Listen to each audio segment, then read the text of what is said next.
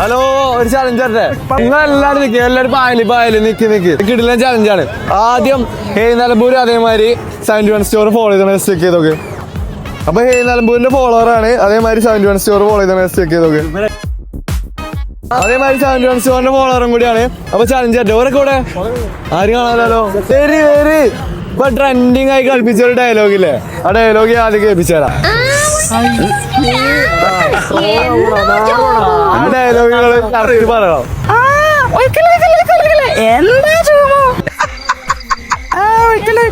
എന്താ ജോമോ ഒറിജിനൽ ആണെന്ന് പറയില്ലടാ, അത്രക്ക് ആർട്ടിഫിഷ്യൽ ആയിട്ട് പറയില്ല.